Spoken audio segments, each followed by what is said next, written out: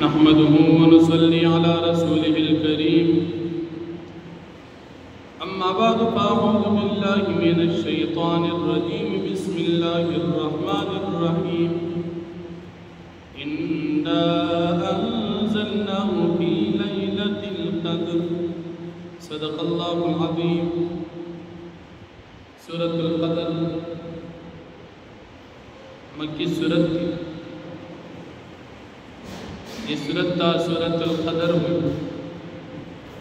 زکچے پدی سورت کی دلیلت القدر فضیلت بیان دا سورت مکی سورت تی پہ اعتبار دا ترتیب قرآن سرا و نبی دی نازل دو فلحاظ سرا دا سورت پنزیشتم دی پدی سورت کی یورکو پنز آیاتنا یورکو پنز آیاتنا مکی سورت کی نازل دو دا قرآن کریم فضیلت بیان شو اس پدی سورت کے ہم دا قرآن کریم نازل دل ذکر کی شان نزول دا دی سورت دا سے دا بنی اسرائیلو دا یوم مجاہد واقعا نبی علیہ السلام صحابوں تا بیان کر چاہد اللہ رب العالمین دا رضا دا پارا ظرم یاشتے جہاد کر باغیبان مسلمانان دیر زیاد حیران شو زکاة نبی علیہ السلام دا امت عمرنا چونکہ کم دی او حل تداغید عبادت دا ظلم یاشتو واقعا بیان شو اللہ رب العالمین دا مسلمانانو دا خوشالے دا پارا سورة القدر نازل کو او پدی کی اوپر مائل چا دا لیلت القدر یوشپا دا ظلم یاشتو برابر یعنی کتاسو دا لیلت القدر پشپبان دا عبادت کو دا ذرو اغم یاشتو برابر دا چپاغی کی دا لیلت القدر شپن نبی یعنی دا بنی اسرائیلو دا بزرگ ظرم یاشت عبادت او استاذ دا لیلت القدر دا شبیر عبادت دا داغی صرف ثواب کی برابر لیلت القدر دا پکم وقت کی لیلت القدر شبیر دا فضیلت ولی حاصل نو لیلت القدر پبارکی تقریباً دا علماء سلویخ اقوال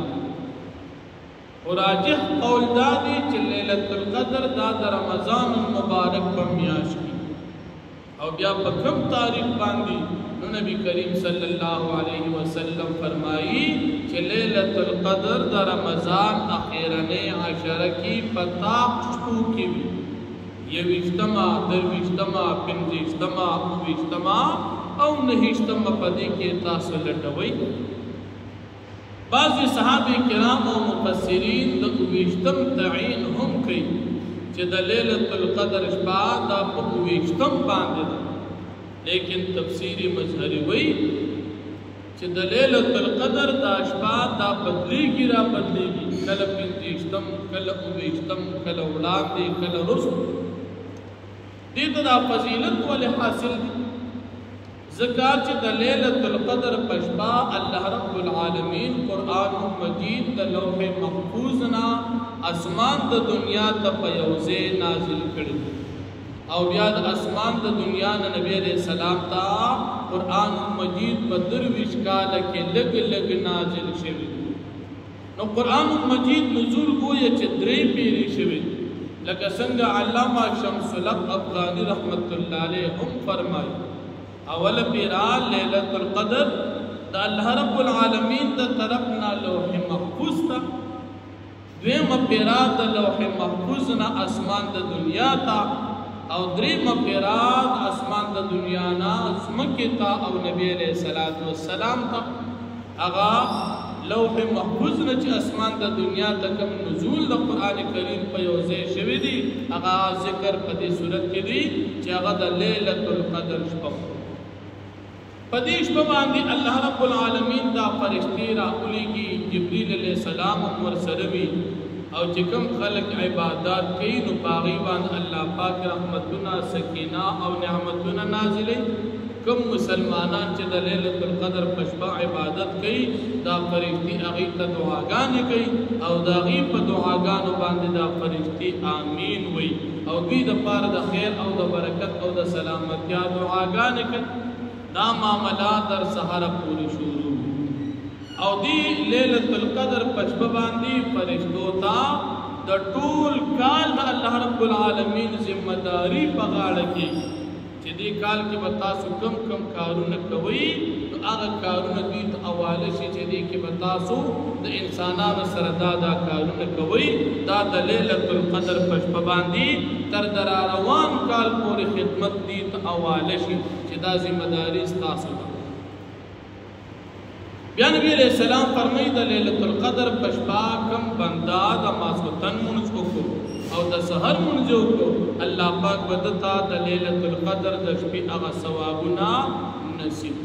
الله جل شانه دې مقوتا ستا بیا د ليلۃ القدر د شپې د عبادت توفیق راکړي الله جل شانه فرمایي بسم الله الرحمن الرحیم انا انزلناه فی ليلۃ القدر یقینا من نازل کړی دی دا قران کریم په یو ځای باندې د لوح محفوظ نه اسمان د دنیا ته